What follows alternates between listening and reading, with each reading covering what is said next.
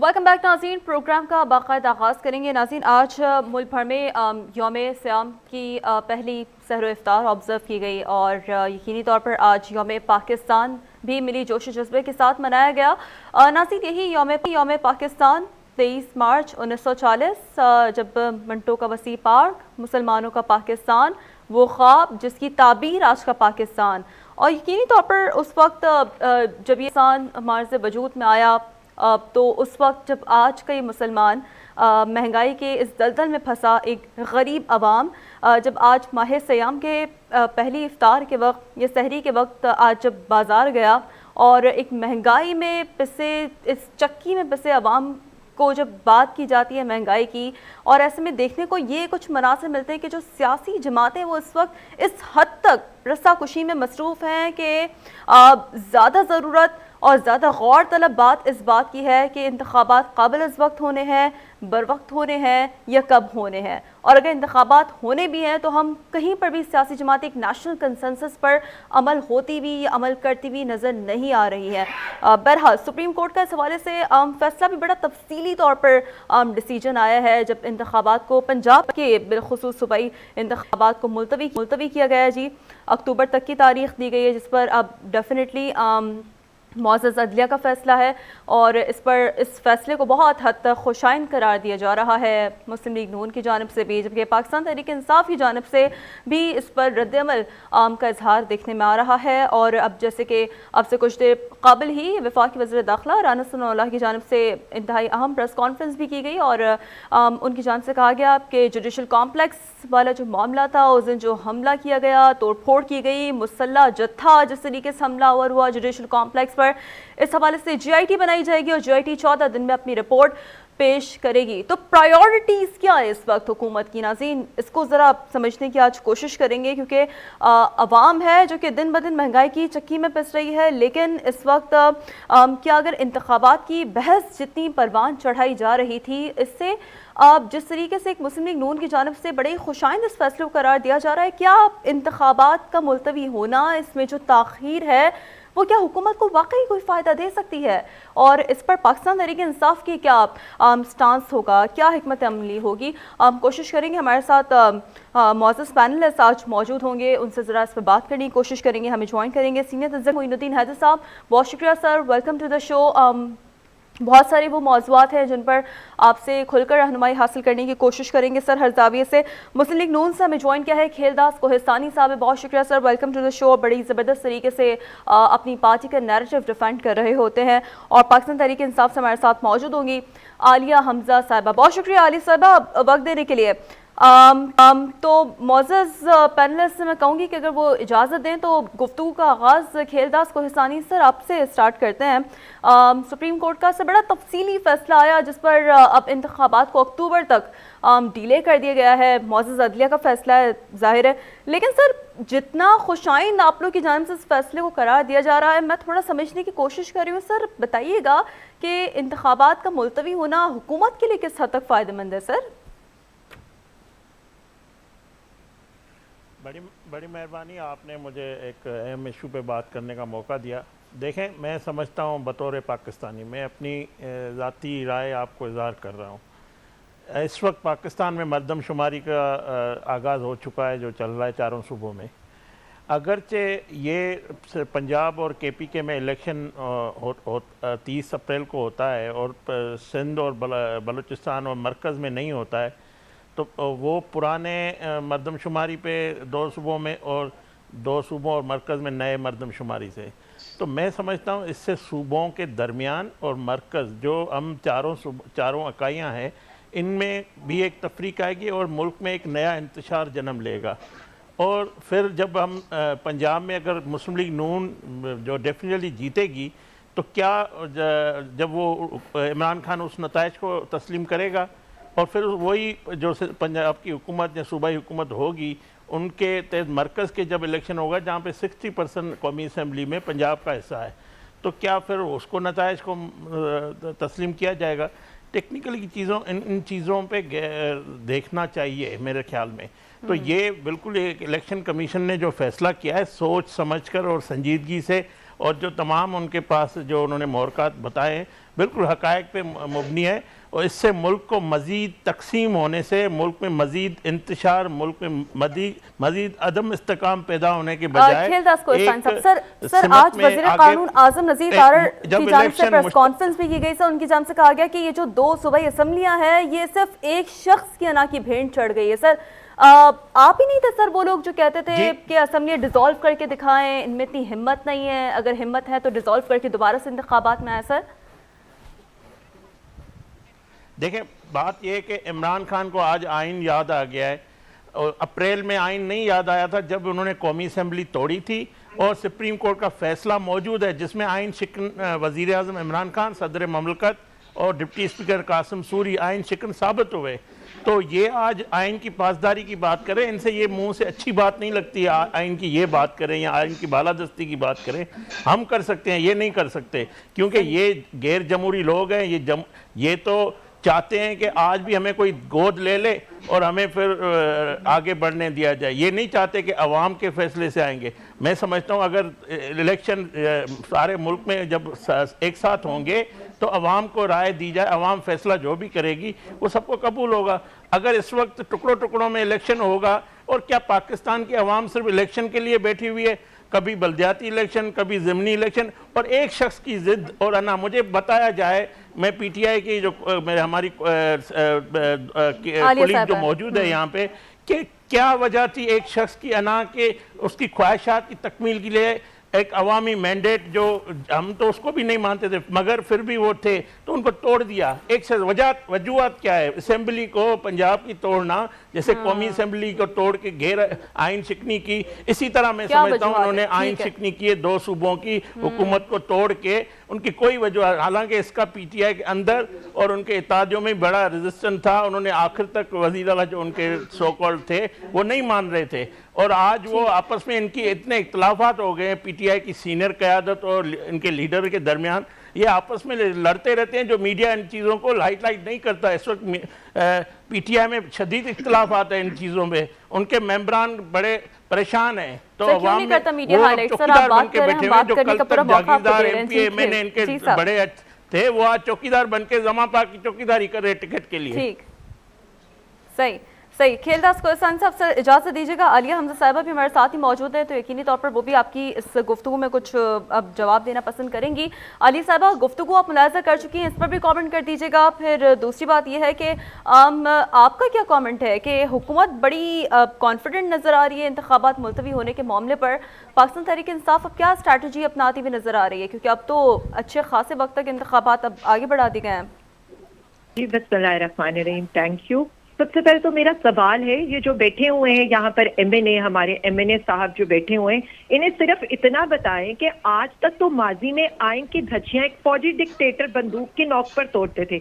आज माशाल्लाह खालिस्तान ये क्रेडिट भी इनकी हुकूमत को जाएगा कि एक सिविलियन हुकूमत ने की मदद से इस आइन को तोड़ा है। और यहाँ पर हो क्या रहा है, वो जो एक डमी पार्लियामेंट जिसके अंदर हुकूमत भी गई है और हुकूमत का जो सपोर्टिव अलायंस ऑपोजिशन बनाकर इन्हें बैठा हुआ है ना, उसकी मदद से पार्लियामेंट भी उस चीज को जो है वो सराह रही है, और फिर उसके बाद पैर दर पैर प्रेस कॉन्फ्रेंसेस हो रही हैं और माशाल्लाह अपने इस इकदाम को जस्टिफाई करने की कोशिश की गई है। आज ये जो ये मुझे बता रहे ना अवाम, आइन, कानून, हमें कोई गोद ले ले, तो इनके लिए मैं ये बता दूं, हमें गोद लिया हुआ है। हम जिन्होंने हमें गोद लिया है ना, वो ये अवाम है, 22 करोड़ अवाम है जिनसे ये भागते फिर रहे हैं। माशाल्लाह से ना जो वजूहात बयान की गई है ना इस इलेक्शन को अक्टूबर तक मुलतवी करने की, ये मैं आज इनको बता रही हूँ। इन वजूहात पर तो ये अगले 30 साल तक भी मुलतवी किया जाता है।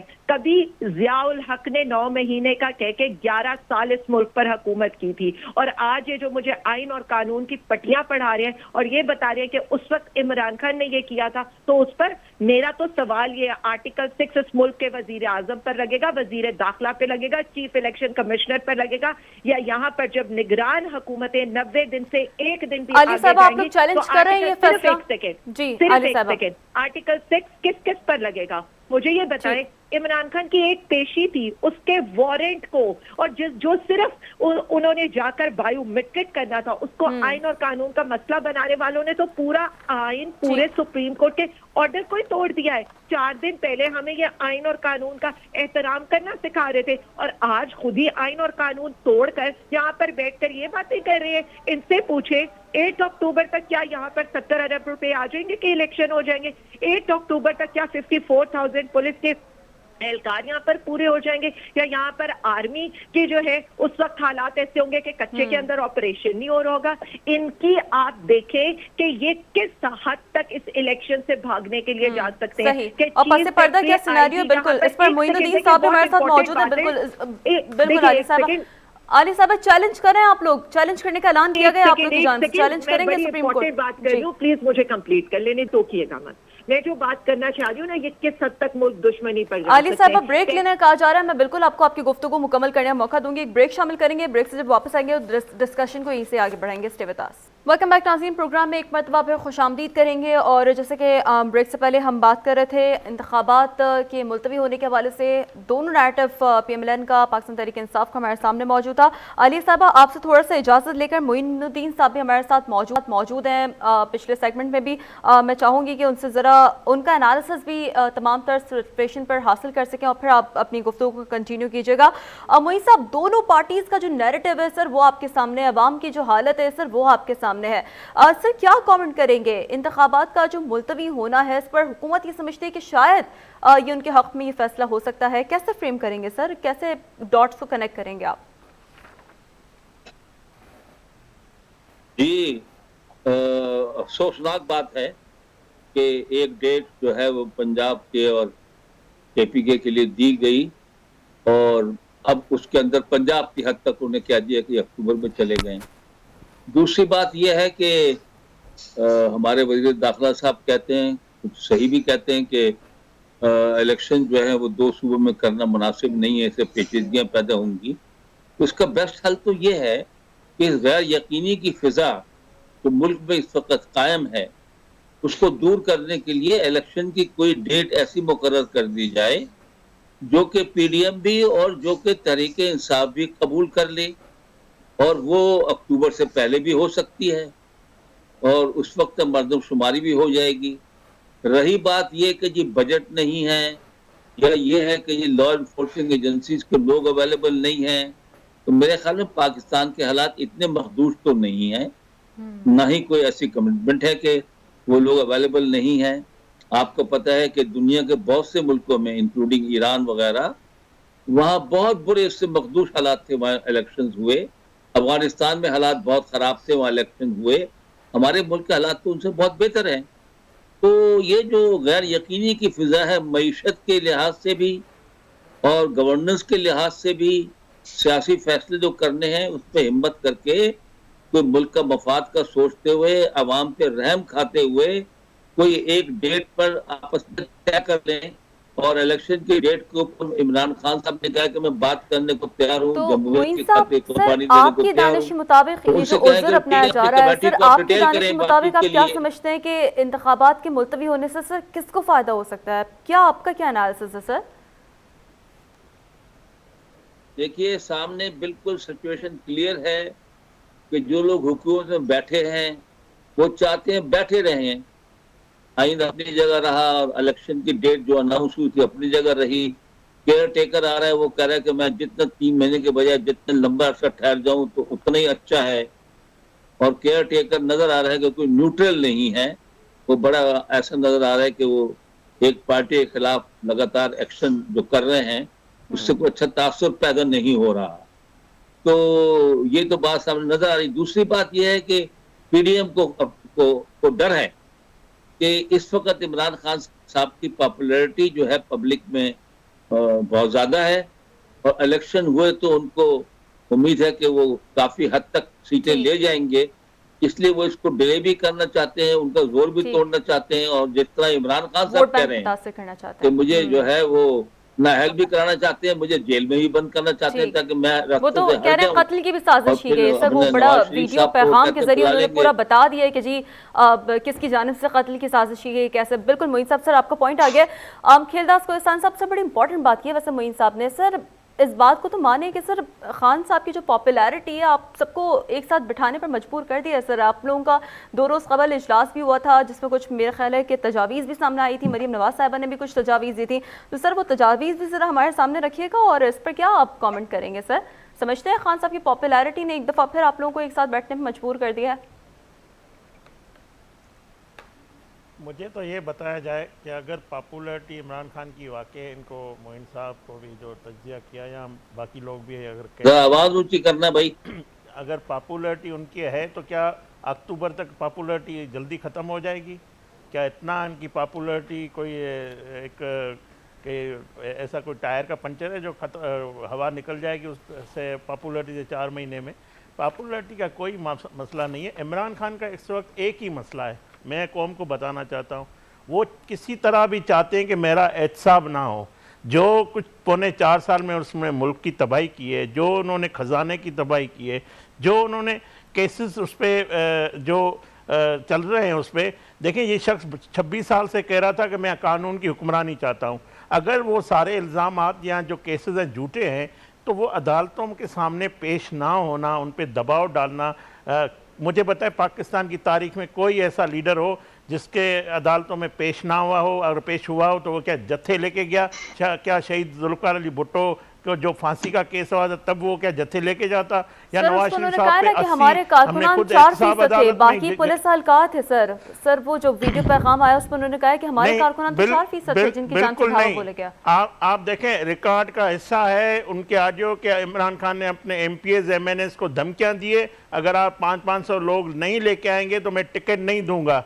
ये ब्लैकमेलिंग, ये ज़बरदस्ती लोग लाना और जो असला देना और ये सारा कुछ करना जो जो उधर जमान पार्क में इन्होंने दहशतगर्दी एक जो वहाँ पे बिठाए हुए थे, वो मुझे ये बताएं कौन सा लीडर ये पाकिस्तान में इस तरह की सियासत करता है? डंडे के और बंदूक के दौर पे जो कराची में होता रहा माजी में, ये तो उससे भी बदतर हो गया। वो भी कभी अदालत में एक हथियारबंद नहीं लेके गए, कोई ऐसा लीडर नहीं है। तो मैं समझता हूँ पॉपुलैरिटी का मसला नहीं है, एहतसाब से बचना चाहता है। और मरीम नवाज साहिबा ठीक कहती है, पहले एहतसाब होगा फिर इंतखाब होगा। अगर नवाज शरीफ का एहतसाब झूठे केसेस बन सकते हैं तो इमरान खान पे सच्चे केसेस हैं, उस पे मुकाबला क्यों नहीं करता? हमने मुकाबला किया, हमने आके लंदन से गिरफ्तारियां दी है, कानून के सामने पेश किए। हमें ये जो साकिब निसार के जो अब कौम के सामने सारा उनका आ गया, किस तरह सजाएं दी गई, किस तरह पनामा का ड्रामा रचाया गया, नवाज शरीफ ने वो सजाएं कबूल की।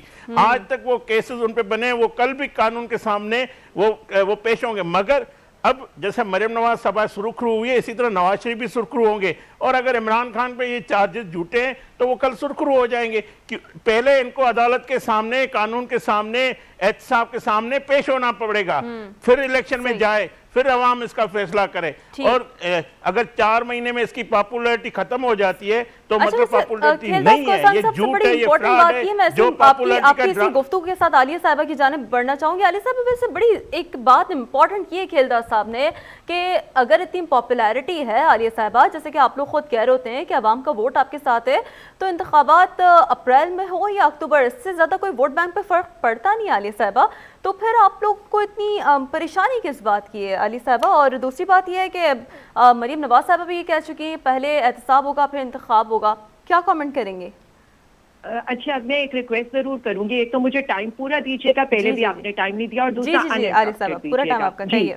अब मुझे ये बता दें, ये जो ऑक्शन पे आई हुई हुकूमत है, ये जो 85 सीट पे बैठे हुए ये जो किसी के सहारे के ऊपर आई हुई हुकूमत है, वो फैसला करेगी कि इंतखाबात कम होने इस मुल्क में आइन और कानून को उठा के रद्दी की टोकरी में फेंक देती है, रद्दी की टोकरी में। मुझे ये बताएं कि जो अभी 1 महीना रह गया, उसके बाद कौन सी यहाँ पर निगरान हुकूमत होगी? एक पंजाब, एक KPK, 60% ऑफ द पॉपुलेशन, उसका क्या बनेगा? उसको उसके आईनी हक से महरूम कर दे इसलिए कि किसी भगोड़ी की, किसी वो जिसे कहते हैं मुजरिमा की ये यहाँ पर ये फरमाइश है, या किसी भगोड़े की ये फरमाइश है, उनकी फरमाइश के ऊपर मुल्क का आइन और कानून चलेगा। और जहाँ तक इमरान खान साहब की बात है, मैं पहले भी जो बात करना चाहती थी और मैं उसी टॉपिक पर रहना चाहती हूँ। मुझे आज आइन और कानून कोई नहीं पढ़ाएगा और उस वक्त तक इमरान खान को भी कोई नहीं पढ़ाएगा जब इस मुल्क में वो भगोड़ा आकर कानून के आगे सरेंडर नहीं करेगा, या इस मुल्क में आइन के लिहाज से 90 दिन में इलेक्शन नहीं होंगे और 90 दिन के बाद जो हुकूमत यहाँ पर रहेगी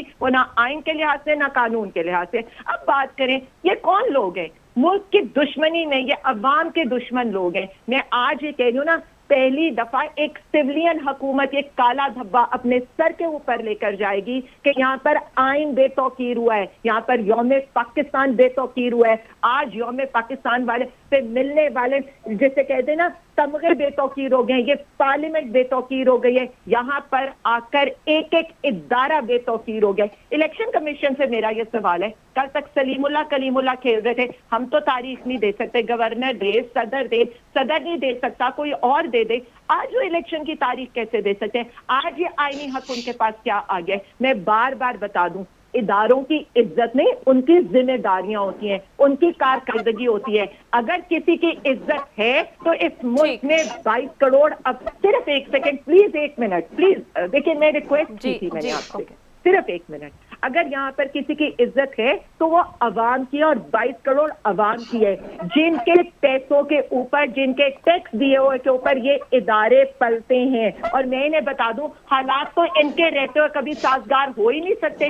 IMF ने आज इनका मुंह तोड़ दिया, जो चीफ सेक्रेटरी और आईजी ने जाकर कहा। आलिया साहब यहीं से आपकी गुफ्तगू कंटिन्यू करेंगे। एक मिनट आलिया साहब यहीं से आपकी गुफ्तगू कंटिन्यू करेंगे। ब्रेक लेने का जा रहा है, मैं आप सेगमेंट का स्टार्ट करूंगी, प्लीज ब्रेक लेने दीजिए। जब ब्रेक से वापस आएंगे आपसे ही गुफ्तगू के इस डिस्कशन को आगे बढ़ाएंगे। Stay with us. Welcome back. जी आलिया साहबा, बड़ी प्रिसाइसली काइंडली गुजारिश है कि अपनी बात आप मुकम्मल कीजिएगा ताकि मैं कंक्लूडिंग रिमार्क्स हमारे दोनों गेस्ट से भी ले सकूं। जी आलिया साहबा। थैंक यू शीरी, मैं सिर्फ इतना कहना चाहती हूँ जो बार बार मैं कहना चाह रही हूँ, ये ना मुल्क दुश्मनी में इस हद तक बढ़ गए हैं कि इन्होंने IMF को भी नहीं छोड़ा। पहले IMF का इन्होंने उसके साथ इन्होंने एसोसिएट किया जी हमारा न्यूक्लियर प्रोग्राम, और उसके बाद IMF को डिफेंस में आना पड़ा। आज इनके चीफ सेक्रेटरी और IG ने ये कहा कि जी IMF की वजह से हम इंतखाबात के पैसे नहीं दे सकते। एक दफा दोबारा उस पर क्लैरिफिकेशन आ गई है। और मेरा सवाल तो ये, हालात साजगार के 8 महीने बाद हो जाएंगे, अब 8 अक्टूबर तक हालात साजगार हो जाएंगे? इसका जवाब तो ये मुझे देना। और दूसरी बात, ये जो बार बार ये कहते हैं दहशतगर्द और कल अदम लोग, मुझे ये बता दें, और मुसल्ला जत्थे का जो लफ्ज इस्तेमाल होता है, क्या 22 करोड़ अवाम दहशतगर्द है? कल अदम तंजीम वाले हैं? या मैं आपको बता दूं कि अवाम इसका जवाब इन्हें वोट से देगी और इन्हें ये बताएगी कि किस तरह से इन मुसल्ला जत्थों ने और इन लोगों ने जिनको ये इस तरह से मलाइन करते थे ना, इनकी सारी ये चीजों का जवाब वोट की सूरत में दिया है। और आखिरी बात जो मैं यहाँ पर करना चाहती हूँ, मुझे ये बताएं, आज इन 14 पार्टियों ने आइन तोड़कर अवाम को इलेक्शन से महरूम करने की साजिश की है। यही वो जमातें हैं जो 40 साल से ये मंजन बेच रही थी कि हमने जमहूरियत के लिए कुर्बानियां दी हैं। तो मैं ये बता दूं, इन्होंने शो कर दिया कि ये ना सिर्फ आमरीत की पैदावार है, बल्कि ये जो कहते थे ना कि जनरल ज़िया-उल हक हमारे रूहानी बाप है, तो उन्होंने आज उनकी याद अवाम को दोबारा ताज़ा कर दी है। जी बहुत शुक्रिया आलिया साहबा। खेलदास कोहसान साहब, सर कुछ डिफेंडिंग पॉइंटर्स आप सामने रखना चाहेंगे ताकि फिर मैं मोइन साहब की जानिब बढ़ सकूं? देखिए, ये जो कह रही है कि ज़िया-उल हक का रूहानी बाप है इनका, अब ज़िया-उल हक का जो बेटा है वो PTI का हिस्सा है। इनको मुबारक हो। सारे आमिर जाबिर के साहिबजादे, कोई उमर अयूब, कोई, ये सारे इनके पास है। ये जो नमूने हैं, कल दस्ती जिसने इनको गालियां दी वो भी इनके पार्टी में आ गया है। तो ये सारा किचरा पाकिस्तान का जो है ना इस वक्त PTI में शामिल हो गया है। तो बात यह है कि देखें, इनको तकलीफ़ है नवाज शरीफ से। मैं इनको वाजे कर दूं, पाकिस्तान की सियासत का महवर आज भी नवाज शरीफ है।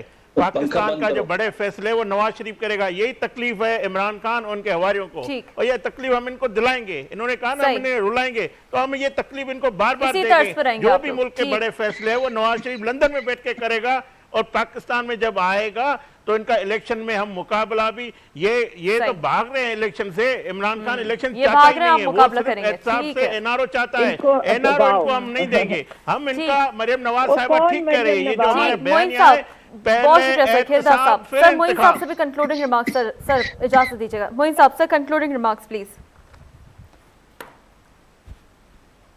जी मेरे ख्याल से ये ठीक है। वो मुस्लिम लीग नून के लीडर हैं नवाज शरीफ साहब, क्योंकि बहरहाल मुल्क से बाहर हैं तो इनका ये कहना है कि वही सब फैसले पाकिस्तान के बैठ के वहां करेंगे, ये तो मुनासिब नहीं है। पाकिस्तान के फैसले पाकिस्तान के अंदर होने चाहिए। दूसरी बात यह है कि मैं तो कहूंगा तमाम पॉलिटिकल पार्टीज को होश के नाखून लेने चाहिए। एब्सोल्युटली, बड़ी पाकिस्तान एक इंपॉर्टेंट बात मुश्किल की है। हालात से दो चार है और हमारे लीडर्स को थोड़ा मैच्योरिटी दिखानी चाहिए, बिल्कुल, थोड़ा मैच्योरिटी दिल बड़ा दिखानी चाहिए, करना मोइन साहब। चाहिए, यकीनी तौर पर जरूरत एक इस बात दूसरे की कि के तमाम खिलाफ पार्टीज इल्जाम को बंद मिल करें बैठकर अवाम के लिए और सोचें। बहुत डायलॉग की शुक्रिया, तरफ मोइन साहब बढ़ें। कोई हमारे अफवाह साथ हमारे साथ मौजूद था और खेलदास कोहिस्तानी साहब हमारे साथ मौजूद था। तमाम हज़रात का बहुत शुक्रिया। इसी के साथ ही प्रोग्राम से फिलहाल इतना ही, इजाज़त दीजिए, अल्लाह हाफ़िज़।